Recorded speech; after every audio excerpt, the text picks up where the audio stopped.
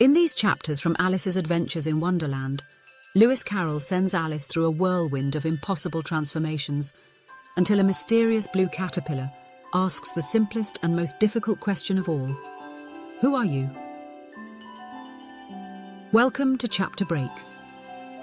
Short literary escapes, classic audio pills for your commute, bedtime unwind, or a break anytime. At Chapter Breaks, we carefully select and curate iconic passages from classic novels, scenes that are powerful, memorable, reflective, and a joy to listen to.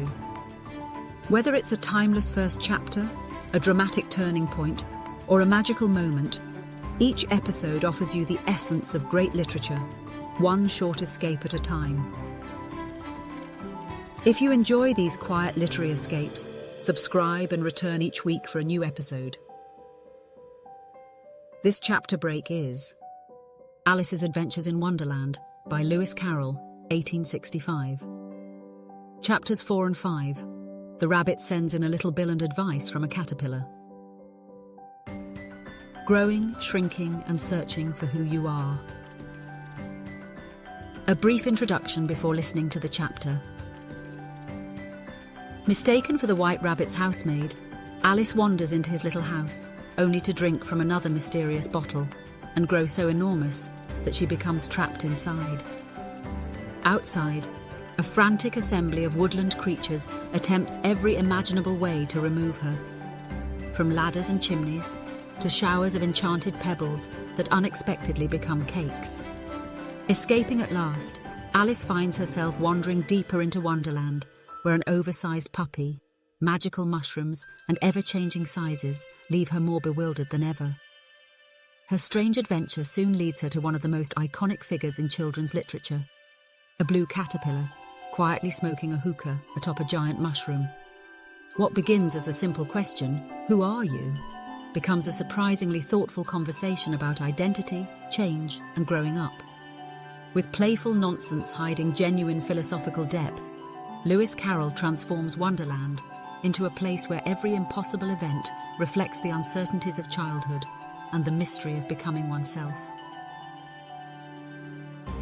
We are about to step into a world where nothing stays the same for long, and even the simplest question may have no easy answer. Now let's open the page together. Your chapter break begins now.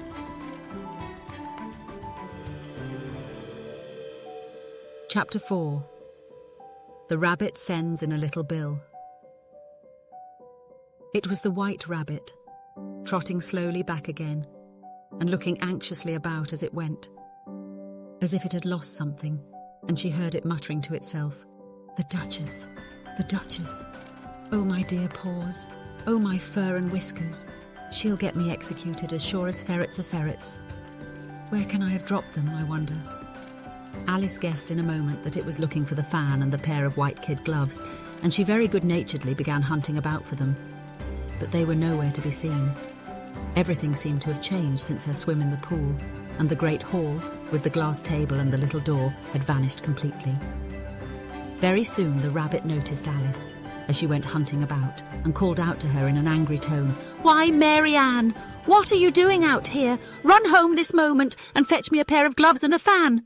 Quick now!" And Alice was so much frightened that she ran off at once in the direction it pointed to, without trying to explain the mistake it had made. "He took me for his housemaid," she said to herself as she ran. "How surprised he'll be when he finds out who I am.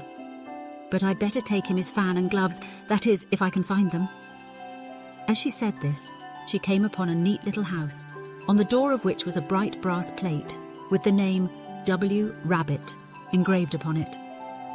She went in without knocking and hurried upstairs in great fear lest she should meet the real Mary Ann and be turned out of the house before she had found the fan and gloves. "How queer it seems," Alice said to herself, "to be going messages for a rabbit. I suppose Dinah will be sending me on messages next." And she began fancying the sort of thing that would happen.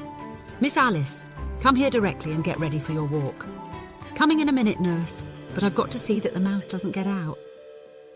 "Only I don't think," Alice went on, "that they'd let Dinah stop in the house if it began ordering people about like that." By this time she had found her way into a tidy little room with a table in the window, and on it, as she had hoped, a fan and 2 or 3 pairs of tiny white kid gloves.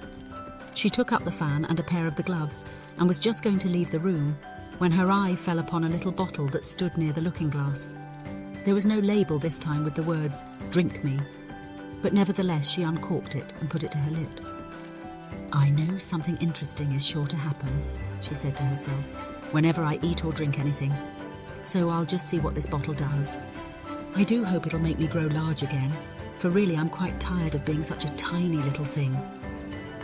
It did so indeed, and much sooner than she had expected. Before she had drunk half the bottle, she found her head pressing against the ceiling and had to stoop to save her neck from being broken. She hastily put down the bottle, saying to herself, "That's quite enough. I hope I shan't grow any more. As it is, I can't get out at the door. I do wish I hadn't drunk quite so much." Alas, it was too late to wish that. She went on growing, and very soon had to kneel down on the floor. In another minute there was not even room for this, and she tried the effect of lying down with one elbow against the door and the other arm curled round her head. Still she went on growing, and as a last resource, she put one arm out of the window and one foot up the chimney and said to herself, "Now I can do no more, whatever happens. What will become of me?" Luckily for Alice, the little magic bottle had now had its full effect, and she grew no larger. Still, it was very uncomfortable, and as there seemed to be no sort of chance of her ever getting out of the room again, no wonder she felt unhappy. It was much pleasanter at home, thought poor Alice, when one wasn't always growing larger and smaller and being ordered about by mice and rabbits. I almost wish I hadn't gone down that rabbit hole. And yet, it's rather curious, you know, this sort of life. I do wonder what can have happened to me. When I used to read fairy tales, I fancied that kind of thing never happened, and now here I am in the middle of one. There ought to be a book written about me, that there ought, and when I grow up I'll write one. But I'm grown up now, she added in a sorrowful tone. At least there's no room to grow up any more here.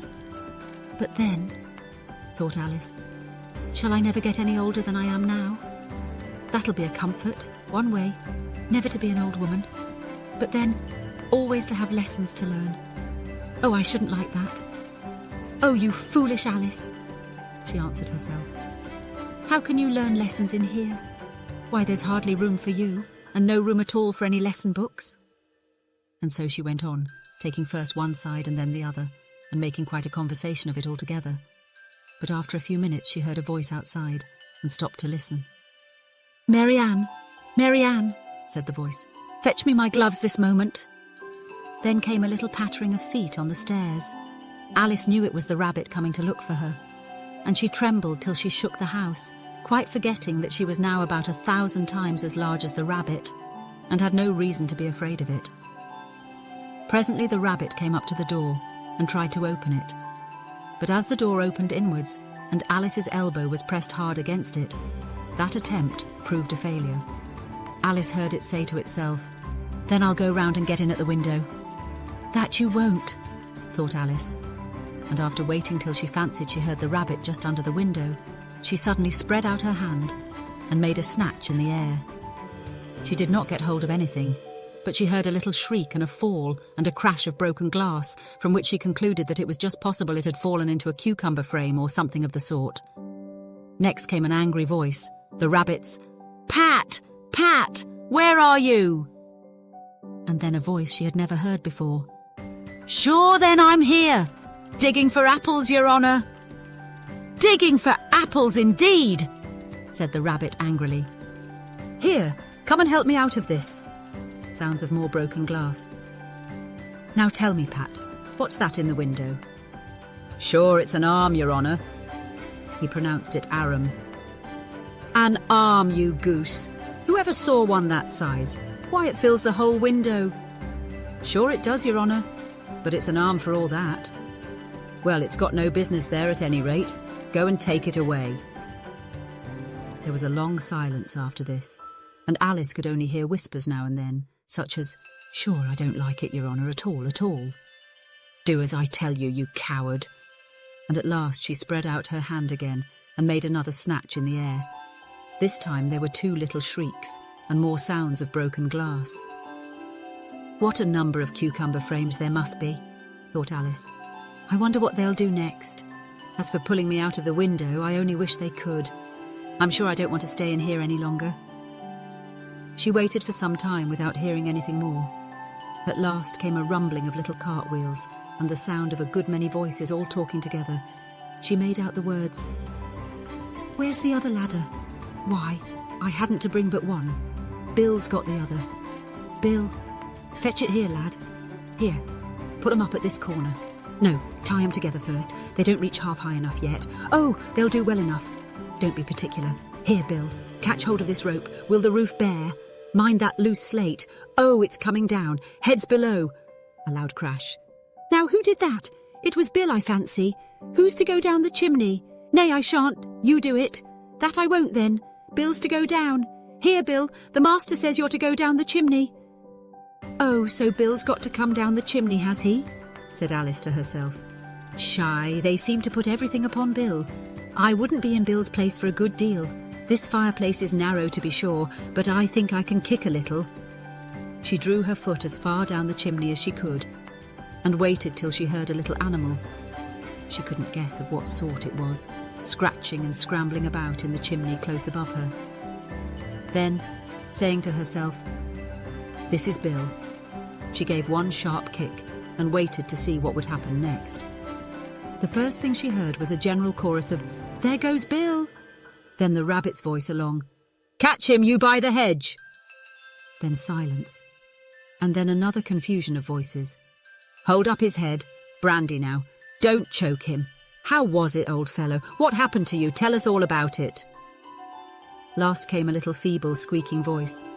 "That's Bill," thought Alice. "Well, I hardly know. No more, thank ye. I'm better now, but I'm a deal too flustered to tell you. All I know is, something comes at me like a jack-in-the-box, and up I goes like a skyrocket." "So you did, old fellow," said the others. "We must burn the house down," said the rabbit's voice, and Alice called out as loud as she could, "If you do, I'll set Dinah at you." There was a dead silence instantly, and Alice thought to herself, "I wonder what they will do next. If they had any sense, they'd take the roof off." After a minute or two, they began moving about again, and Alice heard the rabbit say, "A barrowful will do to begin with." A barrowful of what? thought Alice. But she had not long to doubt, for the next moment a shower of little pebbles came rattling in at the window, and some of them hit her in the face. "I'll put a stop to this," she said to herself, and shouted out, "You'd better not do that again," which produced another dead silence. Alice noticed with some surprise that the pebbles were all turning into little cakes as they lay on the floor, and a bright idea came into her head. "If I eat one of these cakes," she thought, "it's sure to make some change in my size, and as it can't possibly make me larger, it must make me smaller, I suppose." So she swallowed one of the cakes and was delighted to find that she began shrinking directly. As soon as she was small enough to get through the door, she ran out of the house and found quite a crowd of little animals and birds waiting outside. The poor little lizard, Bill, was in the middle, being held up by 2 guinea pigs, who were giving it something out of a bottle. They all made a rush at Alice the moment she appeared, but she ran off as hard as she could, and soon found herself safe in a thick wood. "The first thing I've got to do," said Alice to herself as she wandered about in the wood, "is to grow to my right size again, and the second thing is to find my way into that lovely garden. I think that will be the best plan." It sounded an excellent plan, no doubt, and very neatly and simply arranged. The only difficulty was that she had not the smallest idea how to set about it. And while she was peering about anxiously among the trees, a little sharp bark just over her head made her look up in a great hurry. An enormous puppy was looking down at her with large round eyes and feebly stretching out one paw, trying to touch her. "Poor little thing," said Alice in a coaxing tone, and she tried hard to whistle to it. But she was terribly frightened all the time at the thought that it might be hungry, in which case it would be very likely to eat her up in spite of all her coaxing.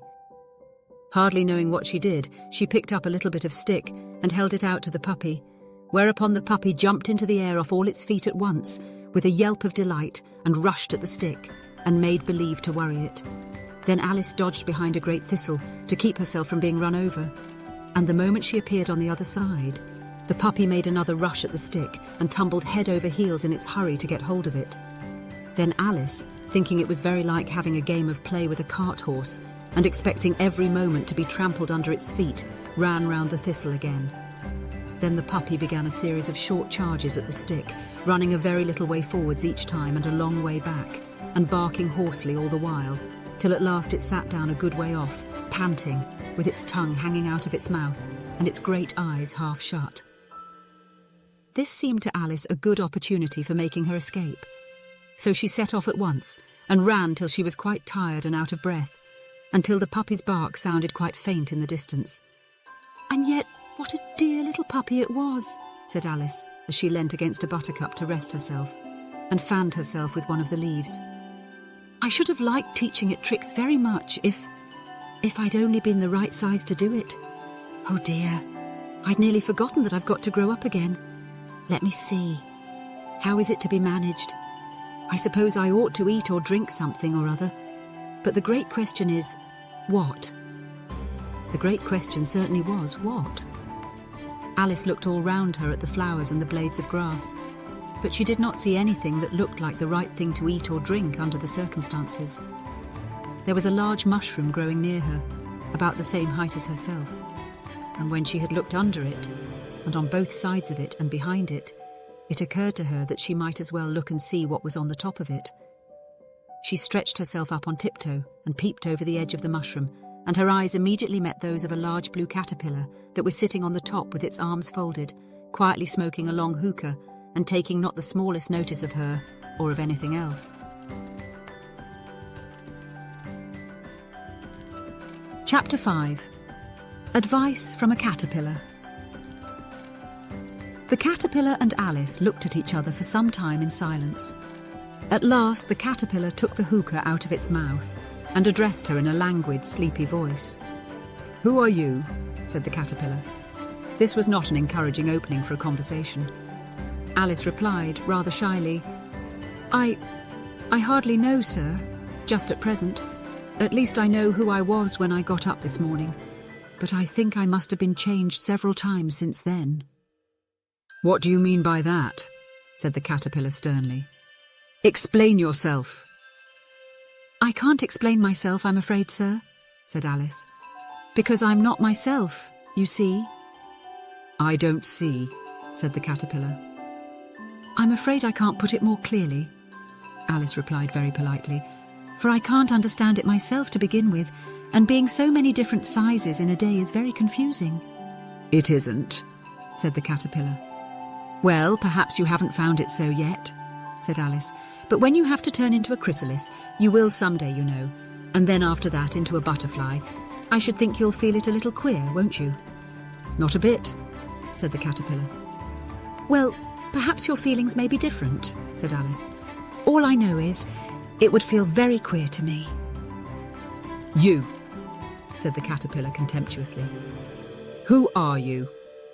Which brought them back again to the beginning of the conversation. Alice felt a little irritated at the caterpillar's making such very short remarks, and she drew herself up and said very gravely, "I think you ought to tell me who you are first." "Why?" said the caterpillar. Here was another puzzling question, and as Alice could not think of any good reason, and as the caterpillar seemed to be in a very unpleasant state of mind, she turned away. "Come back," the caterpillar called after her. "I've something important to say." This sounded promising, certainly. Alice turned and came back again. "Keep your temper," said the caterpillar. "Is that all?" said Alice, swallowing down her anger as well as she could. "No," said the caterpillar. Alice thought she might as well wait, as she had nothing else to do, and perhaps after all it might tell her something worth hearing. For some minutes it puffed away without speaking, but at last it unfolded its arms, took the hookah out of its mouth again and said, "So you think you're changed, do you?" "I'm afraid I am, sir," said Alice. "I can't remember things as I used, and I don't keep the same size for 10 minutes together." "Can't remember what things?" said the caterpillar. Well, I've tried to say, how doth the little busy bee, but it all came different. Alice replied in a very melancholy voice. Repeat, you are old, Father William, said the caterpillar. Alice folded her hands and began. You are old, Father William, the young man said, and your hair has become very white, and yet you incessantly stand on your head. Do you think, at your age, it is right?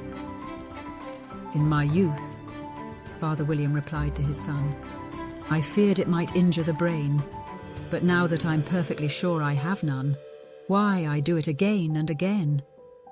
You are old, said the youth, as I mentioned before, and have grown most uncommonly fat. Yet you turned a back somersault in at the door. Pray, what is the reason of that? In my youth, said the sage, as he shook his grey locks, I kept all my limbs very supple by the use of this ointment, 1 shilling the box.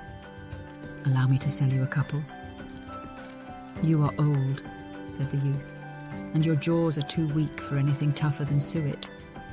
Yet you finished the goose with the bones and the beak. Pray, how did you manage to do it? In my youth, said his father, I took to the law and argued each case with my wife, and the muscular strength which it gave to my jaw has lasted the rest of my life. You are old, said the youth. One would hardly suppose that your eye was as steady as ever. Yet you balanced an eel on the end of your nose. What made you so awfully clever? I have answered 3 questions, and that is enough, said his father. Don't give yourself airs. Do you think I can listen all day to such stuff? Be off, or I'll kick you downstairs. That is not said right, said the caterpillar. Not quite right, I'm afraid, said Alice timidly. Some of the words have got altered. It is wrong from beginning to end, said the caterpillar decidedly, and there was silence for some minutes. The caterpillar was the first to speak. What size do you want to be? It asked. Oh, I'm not particular as to size, Alice hastily replied. Only one doesn't like changing so often, you know. I don't know, said the caterpillar. Alice said nothing. She had never been so much contradicted in her life before, and she felt that she was losing her temper. Are you content now? Said the caterpillar. Well, I should like to be a little larger, sir, if you wouldn't mind, said Alice. 3 inches is such a wretched height to be. It is a very good height indeed, said the caterpillar angrily, rearing itself upright as it spoke. It was exactly 3 inches high. But I'm not used to it, pleaded poor Alice in a piteous tone. And she thought of herself, I wish the creatures wouldn't be so easily offended. You'll get used to it in time, said the caterpillar, and it put the hookah into its mouth and began smoking again. This time, Alice waited patiently until it chose to speak again. In a minute or two, the caterpillar took the hookah out of its mouth and yawned once or twice and shook itself. Then it got down off the mushroom and crawled away in the grass, merely remarking as it went, One side will make you grow taller, and the other side will make you grow shorter. One side of what? The other side of what? Thought Alice to herself. Of the mushroom, said the caterpillar, just as if she had asked it aloud, and in another moment it was out of sight. Alice remained looking thoughtfully at the mushroom for a minute, trying to make out which were the 2 sides of it. And as it was perfectly round, she found this a very difficult question. However, at last she stretched her arms round it as far as they would go and broke off a bit of the edge with each hand. And now which is which? She said to herself, and nibbled a little of the right-hand bit to try the effect. The next moment she felt a violent blow underneath her chin. It had struck her foot. She was a good deal frightened by this very sudden change, but she felt that there was no time to be lost, as she was shrinking rapidly. So she set to work at once to eat some of the other bit. Her chin was pressed so closely against her foot that there was hardly room to open her mouth, but she did it at last and managed to swallow a morsel of the left-hand bit. Come, my head's free at last, said Alice in a tone of delight, which changed into alarm in another moment when she found that her shoulders were nowhere to be found. All she could see when she looked down was an immense length of neck, which seemed to rise like a stalk out of a sea of green leaves that lay far below her. What can all that green stuff be? Said Alice. And where have my shoulders got to? And oh, my poor hands, how is it I can't see you? She was moving them about as she spoke, but no result seemed to follow, except a little shaking among the distant green leaves. As there seemed to be no chance of getting her hands up to her head, she tried to get her head down to them, and was delighted to find that her neck would bend about easily in any direction, like a serpent. She had just succeeded in curving it down into a graceful zigzag, and was going to dive in among the leaves, which she found to be nothing but the tops of the trees under which she had been wandering, when a sharp hiss made her draw back in a hurry. A large pigeon had flown into her face, and was beating her violently with its wings. "Serpent!" screamed the pigeon. "I'm not a serpent," said Alice indignantly. "Let me alone." "Serpent, I say again," repeated the pigeon, but in a more subdued tone, and added with a kind of sob, "I've tried every way and nothing seems to suit them."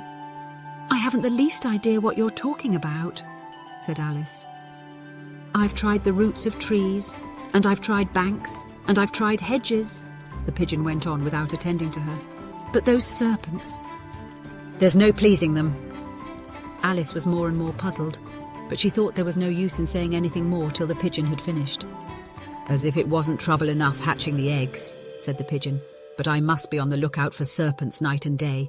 Why, I haven't had a wink of sleep these 3 weeks." "I'm very sorry you've been annoyed," said Alice, who was beginning to see its meaning. "And just as I'd taken the highest tree in the wood," continued the pigeon, raising its voice to a shriek, "and just as I was thinking I should be free of them at last, they must needs come wriggling down from the sky. Ugh, serpent!" "But I'm not a serpent, I tell you," said Alice. I'm a...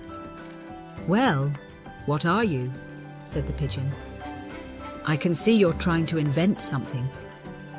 I'm a little girl," said Alice, rather doubtfully, as she remembered the number of changes she had gone through that day. "A likely story indeed," said the pigeon in a tone of the deepest contempt.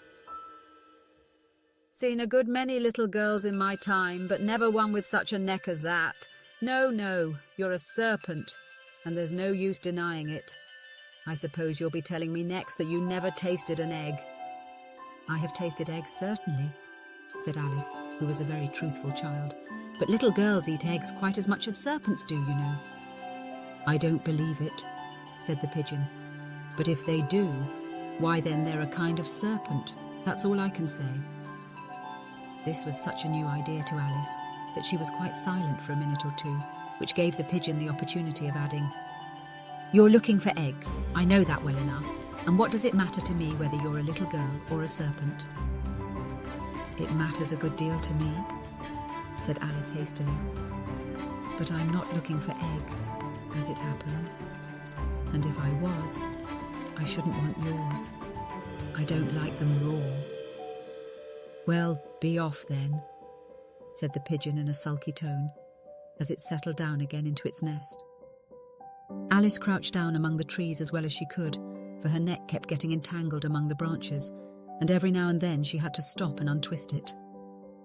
After a while she remembered that she still held the pieces of mushroom in her hands, and she set to work very carefully, nibbling first at one and then at the other, and growing sometimes taller and sometimes shorter, until she had succeeded in bringing herself down to her usual height. It was so long since she had been anything near the right size that it felt quite strange at first. But she got used to it in a few minutes and began talking to herself, as usual. "Come, there's half my plan done now. How puzzling all these changes are. I'm never sure what I'm going to be from one minute to another. However, I've got back to my right size.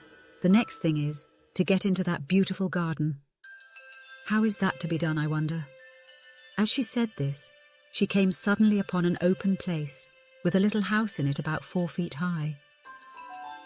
"Whoever lives there," thought Alice, "it'll never do to come upon them this size. Why, I should frighten them out of their wits." So she began nibbling at the right-hand bit again, and did not venture to go near the house till she had brought herself down to 9 inches high.